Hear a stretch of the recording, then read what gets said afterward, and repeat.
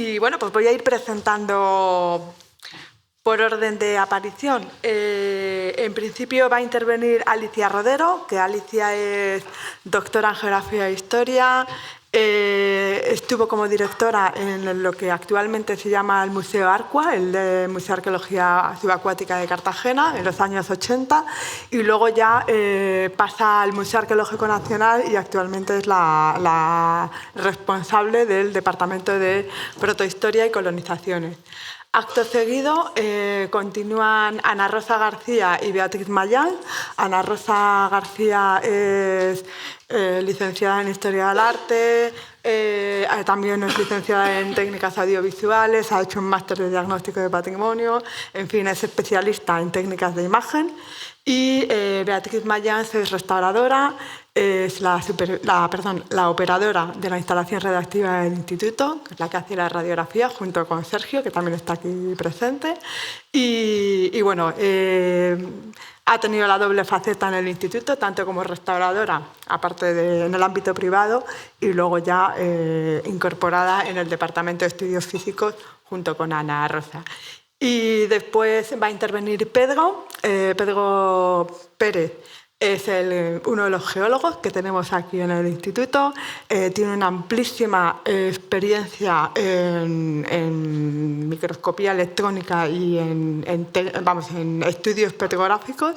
Lleva 25 años trabajando en el ámbito privado, pero afortunadamente le tenemos trabajando ya en el instituto como personal funcionario. Y después está Naira García, que cerrará la larga exposición, que bueno, Naira es compañera mía de la Escuela de Restauración, de la misma clase, también es licenciada en Geografía e Historia, ha estado trabajando en el instituto como restauradora, después como conservadora del Departamento de Croapae, de Bienes Muebles, y finalmente pues está ahora en el Museo Arqueológico Nacional como responsable, conservadora jefe del Departamento Técnico de Conservación. Esta presentación va a ser el trabajo que hemos estado realizando durante un par de años de forma muy intensa y que creo que os va a gustar, y por eso le vamos a dar un poquito más de tiempo para que os lo puedan explicar, porque creo que sinceramente es un trabajo modélico. Así que cuando queráis, Alicia, que sé que estás en remoto, cuando quieras te cedemos la palabra. Buenos días.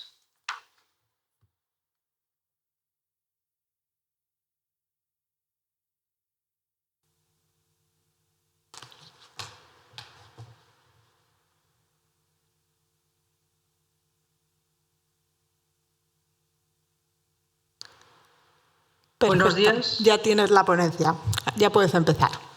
Ya puedo empezar, ¿no? Buenos días a todos. Muchas gracias por la asistencia y siento no haber podido estar presente, que hubiera sido mi deseo, pero no, en esta ocasión no ha sido posible.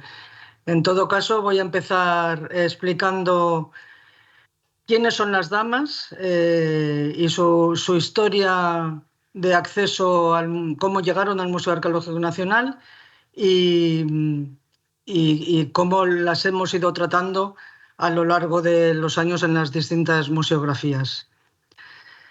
La dama oferente del Cerro de los Santos representa a una joven con un vaso de ofrendas entre las manos. La escultura apenas está labrada en su parte posterior, lo que nos hace suponer que estaba pensada para ser vista de frente. Esta figura fue hallada en 1870 entre el gran número de estatuas amontonadas al pie de la ladera occidental del cerro que proporcionó centenares de esculturas en piedra correspondientes a los devotos que acudieron a este lugar para solicitar o agradecer a la divinidad o divinidades que en él se veneraban.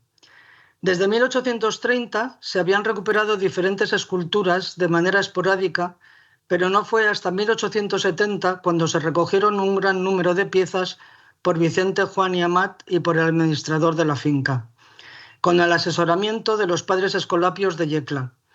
En torno a 1871 ya se dieron a conocer estos hallazgos, lo que propició que bastantes de las piezas recuperadas fueran compradas por marchantes y coleccionistas como José Ignacio Miró.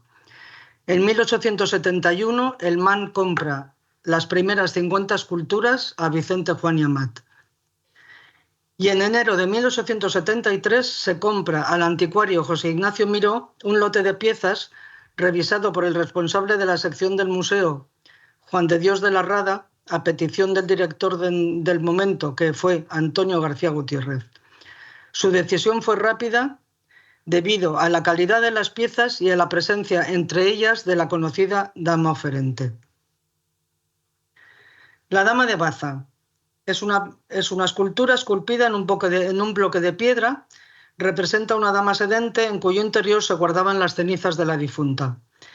Destacan los elementos simbólicos como el sillón alado, símbolo de la divinidad, y el pichón que lleva en la mano, interpretado como nexo entre la mujer mortal y la diosa.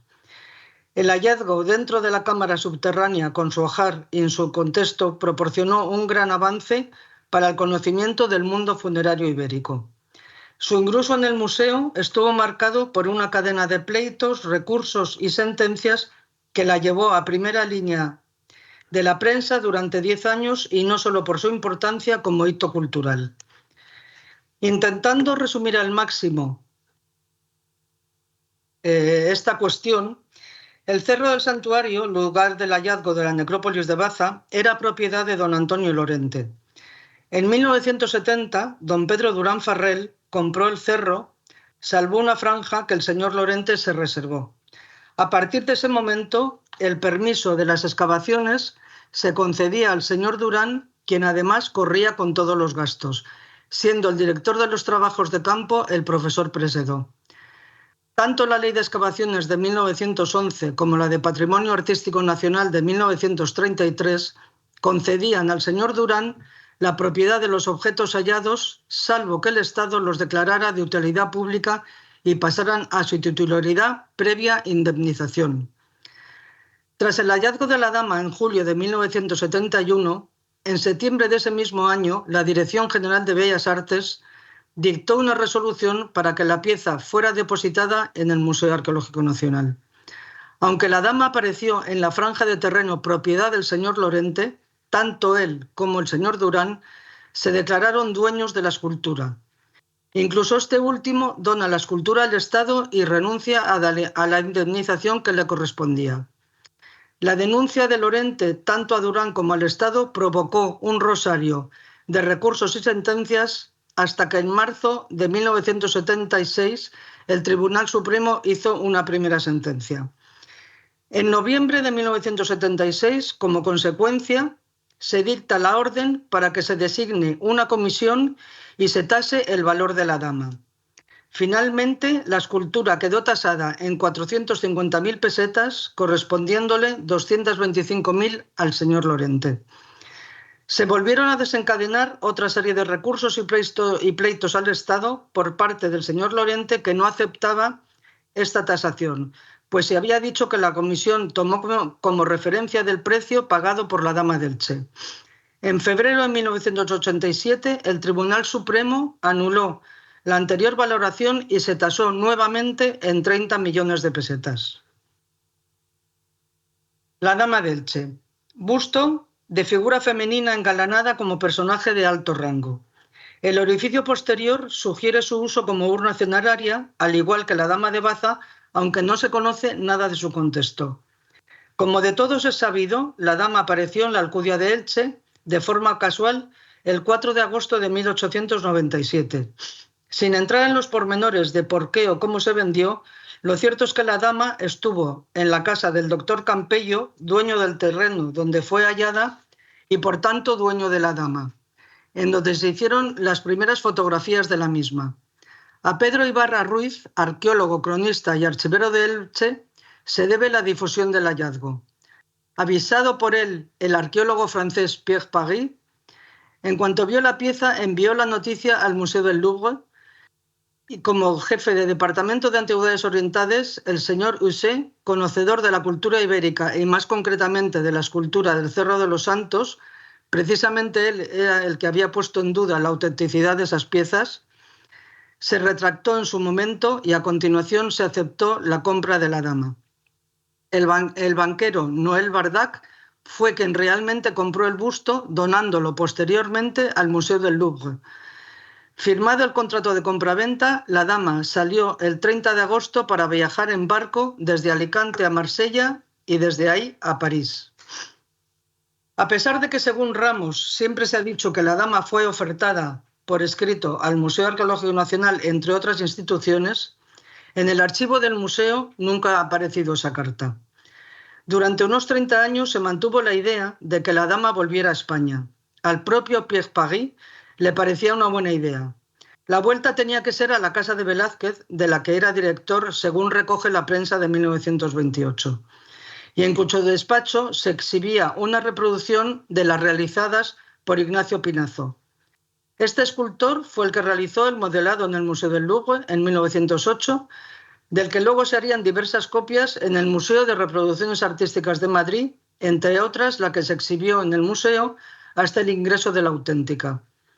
Aunque en ese momento la idea de la devolución no cuajó, esta se mantuvo en ciertos círculos científicos. Las conversaciones previas a lo que sería el futuro intercambio de obras de arte entre Francia y España comenzaron en 1935, pero nuestra guerra civil interrumpió esos primeros contactos que no se retomaron hasta el año 1940.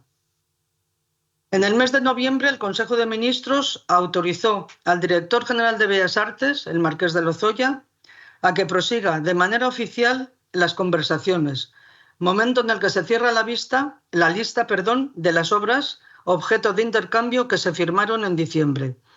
Incluso antes de esa fecha, ya Francia había enviado la Inmaculada de Murillo, llamada de Soult. La opinión del momento fue que el mariscal Pétain se adelantó como muestra de buena voluntad y en agradecimiento a la neutralidad del general Franco en la Guerra Mundial. En diciembre del mismo 1940, el acta del patronato del Museo del Prado recoge su propuesta de que la Dama de Elche se quede en ese museo, dado el sacrificio que se les impone por tener que salir algunos de sus lienzos, por ejemplo, el retrato de Doña María de Austria, de Velázquez. El 8 de enero llegaron las obras a Irún, las procedentes de París, y a Portbou, las procedentes de Montauban, entre otras la Dama de Elche. El 27 de junio de 1941 se firmó el acta de entrega y seguidamente se inauguró una exposición en el Museo del Prado en la que se exhibieron la mayoría de las obras devueltas. Al final la exposición, en el mes de octubre, las obras arqueológicas pasaron al MAN, con la excepción de la dama. Hasta el año 1971 no ingresó el busto en el MAN. Por orden ministerial del 29 de enero pasa a pertenecer a los fondos del museo. En cuanto al tratamiento de las tres piezas, siempre las damas han estado presentes en nuestras museografías, bien las originales o la reproducción de Pinazo en el caso de la Dama de Elche. En 1894, cuando se inaugura la exposición histórico-natural y etnográfica, y en la llamada Sala Oriental, se ponen las esculturas del Cerro de los Santos y la Gran Dama, que se había adquirido en 1873. Hubo un segundo montaje, anterior a la Guerra Civil y no anterior a 1916, que es cuando el Museo de Reproducciones Artísticas dona el vaciado de Pinazo. Se ve en la imagen inferior derecha la dama en una vitrina. Posteriormente, durante la Guerra Civil, ambas esculturas fueron debidamente protegidas junto con el resto de las colecciones del museo.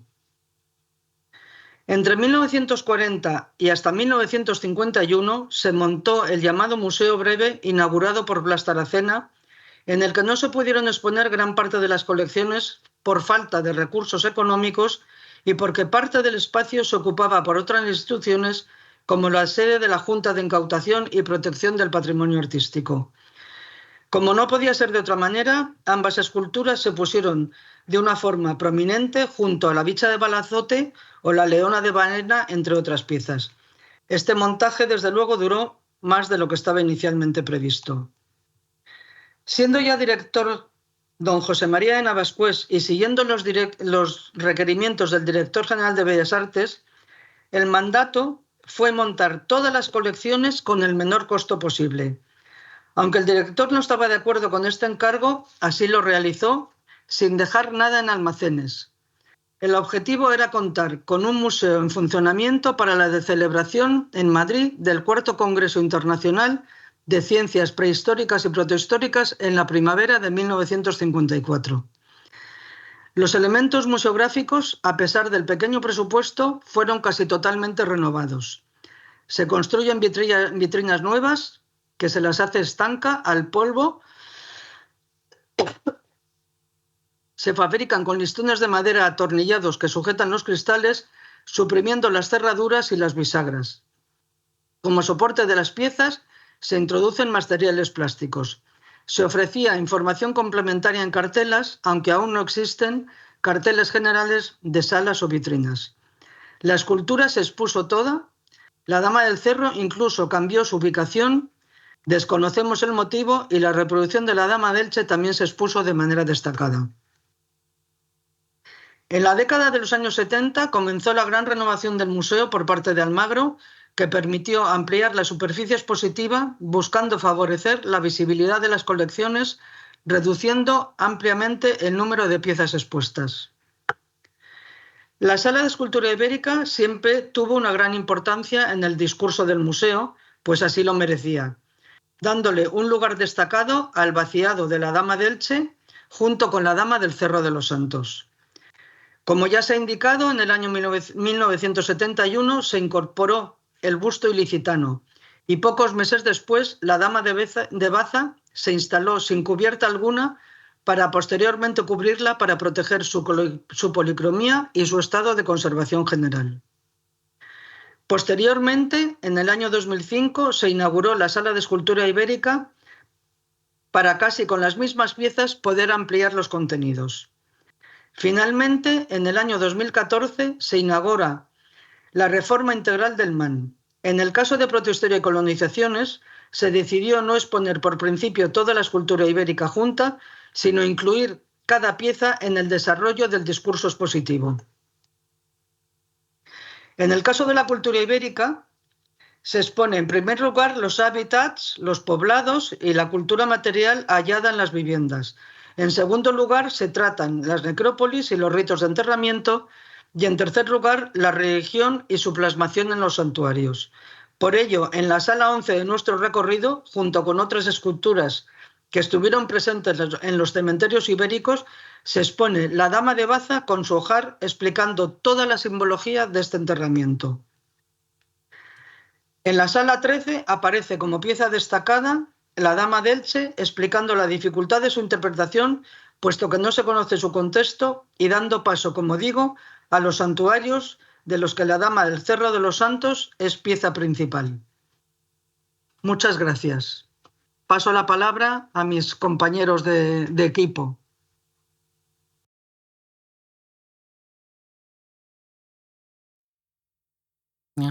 Tras la fantástica contextualización de Alicia, vamos a dar paso a los estudios que se realizaron por parte del área de investigación y formación del Instituto, tanto por el Departamento de Estudios Físicos como por nuestros compañeros de análisis de materiales. El contexto es el programa de seguimiento y control del estado de conservación de las tres grandes damas del Museo Arqueológico dentro del plan de conservación preventiva del museo. Una vez establecidos unos indicadores de deterioro, se procedió a los estudios de imagen. Dividimos el planteamiento en tres fases. Una primera fase de planificación que realizamos en el instituto, una segunda fase, las actuaciones propiamente dichas en la sede del museo, y una tercera ya en el instituto del procesamiento de todas las imágenes y la documentación generada.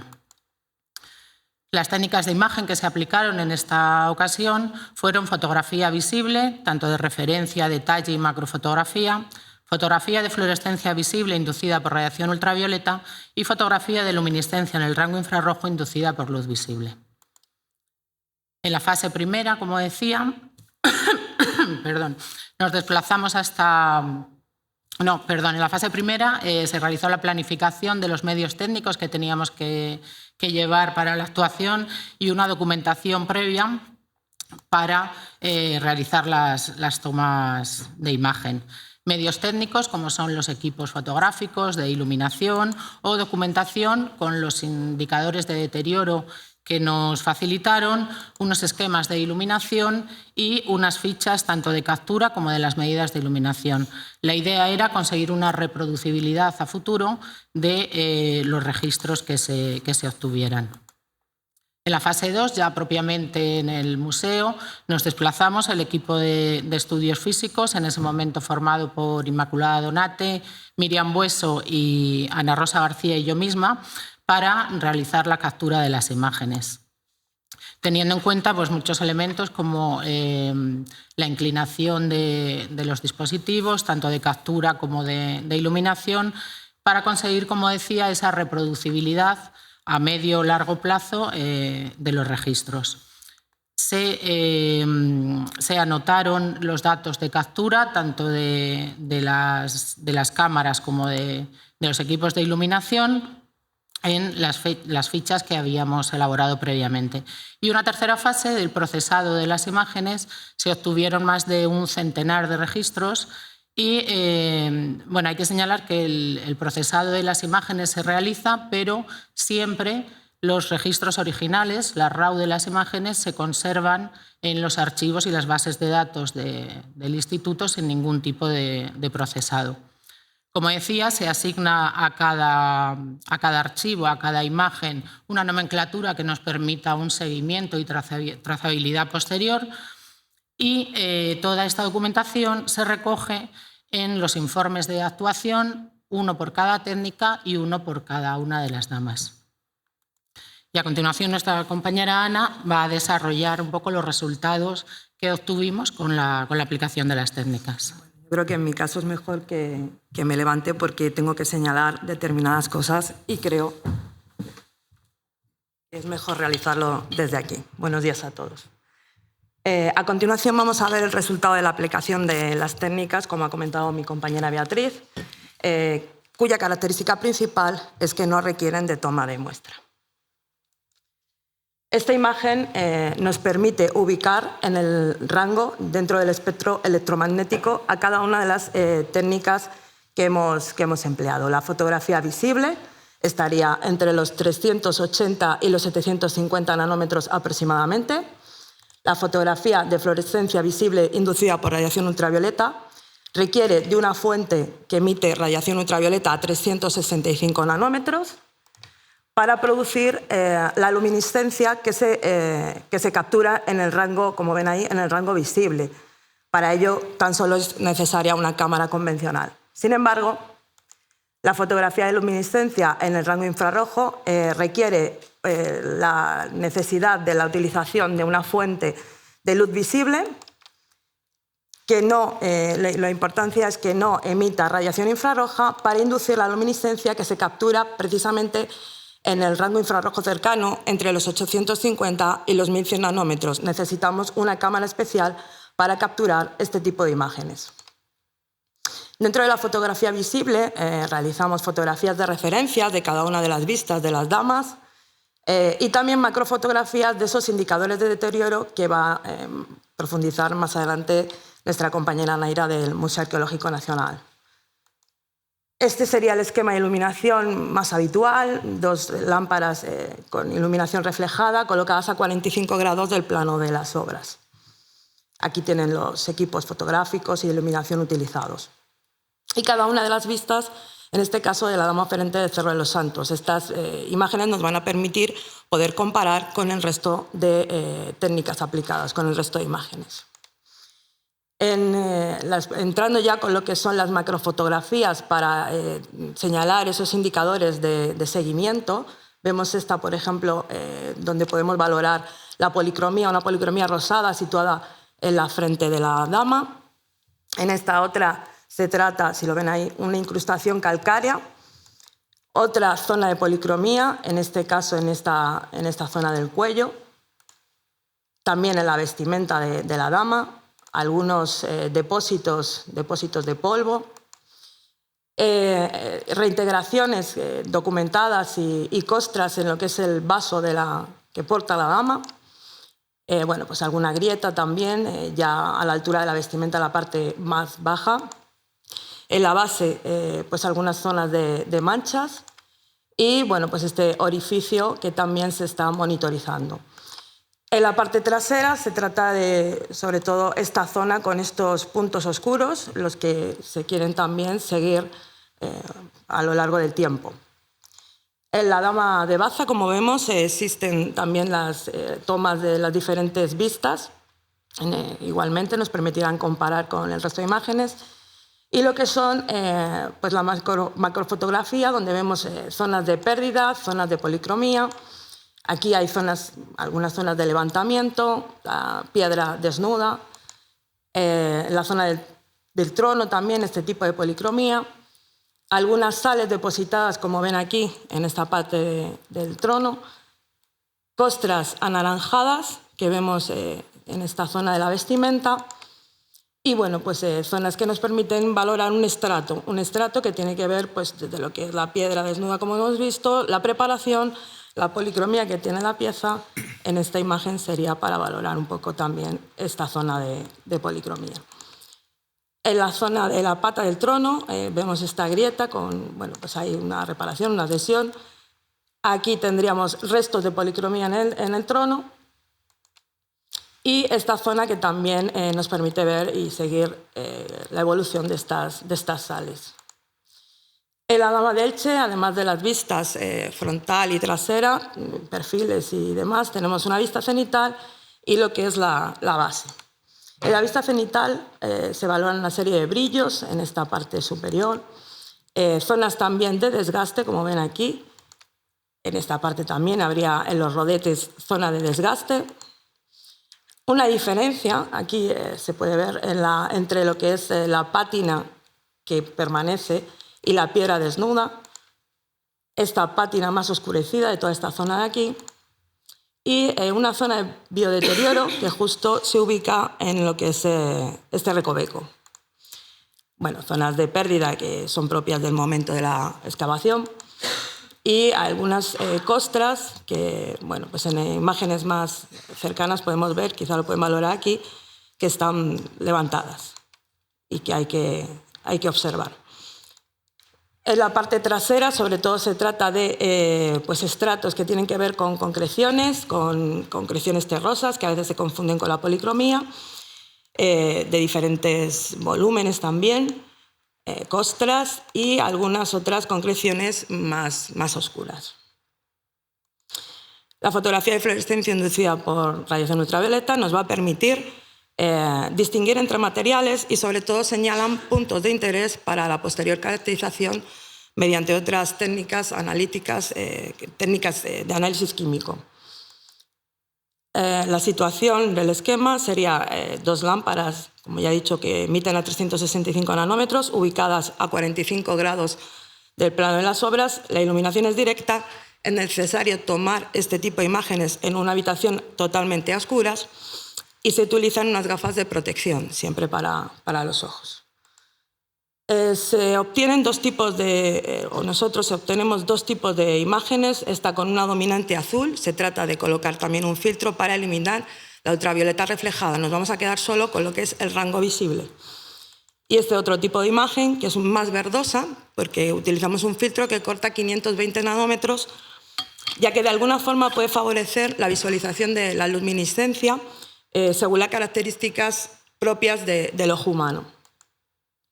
En este caso podemos ver, es fácil la interpretación, hay una intervención antigua localizada en el vaso y en la mano de la dama. Pues en la dama de Baza se hizo la misma aplicación de la técnica con los dos tipos de filtro. También podemos valorar pues, esta otra intervención que está bastante documentada. Y en la dama de Elche, pues igualmente, lo que sí que voy a mostrar es dos tipos de imágenes que nos permiten ver la complicación que tiene interpretar pues estas tonalidades que vemos muchas veces, que van de lo que es un verde más oscuro, un amarillo, y que en este caso, por ejemplo, esta tonalidad verdosa, que sería parecida a la que vemos sobre el labio de la dama, vemos que no se corresponde con lo que sería una pátina oscurecida o una policromía. Quiero decir que la correspondencia de tonalidades no es unívoca, no se corresponde un material con una particularidad o con lo que está ocurriendo siempre de la misma manera. Por eso es necesaria la caracterización de materiales. En esta imagen, como ven, incluso hay luminiscencias blanquecinas, entre otras verdosas, amarillas. Muchas de ellas pasan desapercibidas a la visión directa. La fotografía de luminiscencia en el rango infrarrojo inducida por luz visible es una técnica mucho más concreta en cuanto a la luminiscencia que emiten determinados pigmentos, y en este caso se empleó para realizar un mapeado en las tres damas, un mapeado de lo que es el pigmento azul egipcio, que si bien es cierto ya se conocía de la existencia en las damas pues como utilizada, ¿no?, en lo que es la policromía, sí que nos ha permitido ver lo que es una serie de, pues de mapeados de distribución del material de una forma como no se había podido ver hasta el momento. En este caso, la importancia está en la iluminación. Son fuentes LED que no emiten radiación infrarroja y estarían también colocadas pues, habitualmente a 45 grados del plano de las obras. Obtenemos estas primeras imágenes con una tonalidad magenta, que hay que pasar a escala de grises para poder visualizar mejor lo que es la luminiscencia. En este caso vemos que la Dama del Cerro de los Santos tiene concentrada en la zona del pecho, en esa pequeñita zona, los restos que quedan de policromía azul. Aquí vemos una composición digital para hacernos una mejor idea. La Dama de Baza, si la vieron ayer y pudieron comprobar que lo que queda de azul, en general de policromía, conserva bastante, pero es impresionante verla de esta manera, con esta luminosidad.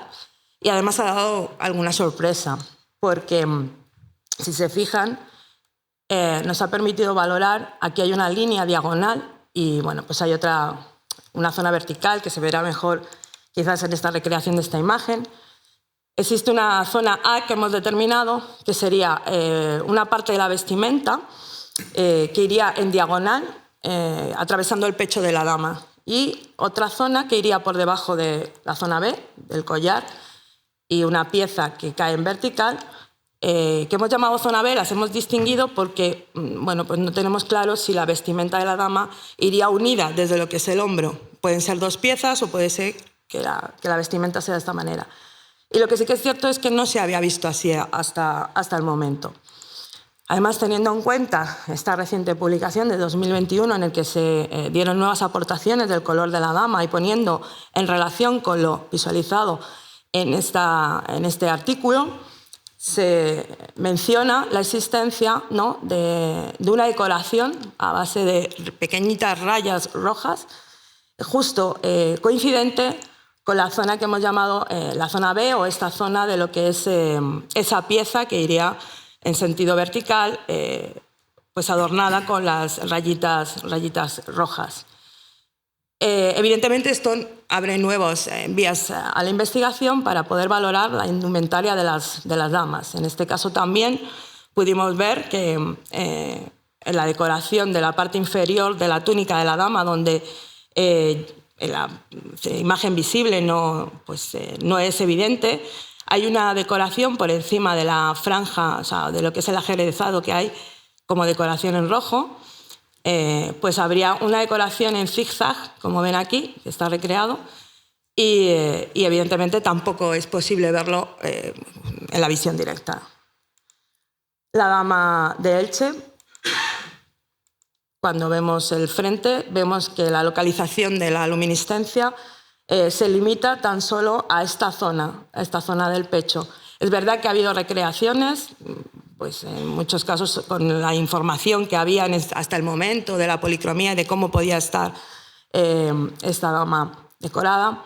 Y lo que sí que es cierto es que la luminiscencia se limita solo a esta zona de lo que es debajo del primer collar de la dama. Ahí estaría el azul egipcio. Pero es que además no se trata de una pigmentación. O sea, no se trata de una policromía plana, sino que si se fijan hay una decoración geométrica, también con ondulaciones, no se ve muy claro, pero bueno, pues digamos que nos llevamos una sorpresa en ese sentido, porque sí que es cierto que, insisto, que puede abrir vías a la investigación sobre indumentaria, sobre cómo eran estas damas y sobre la policromía. Aquí tienen una recreación quizá donde se puede valorar mejor. En definitiva, y haciendo un resumen, lo que has puesto mi compañera también Beatriz, se trataba de hacer un protocolo reproducible a futuro. Tendremos que volver a realizar este trabajo a futuro. Todo aplicando técnicas de imagen que no requieran de tomas de muestras. Bueno, se ha fomentado mucho, ya hemos visto, hay un equipo muy interdisciplinar y es de lo que se ha hablado en todo el Congreso, yo creo que es importante. Y apuntar que la técnica de fluorescencia, de luminiscencia, perdón, en el infrarrojo permite generar imágenes con un mapeado del azul egipcio, que además se ha convertido al tiempo en un indicador también para valorar en este protocolo de reproducible a futuro, y que aporta una información descriptiva del color que nos ha dado, bueno, pues nuevos datos en unas obras donde uno ya piensa que está todo prácticamente estudiado. Y bueno, muchas gracias por su atención y les voy a pasar con mi compañero Pedro.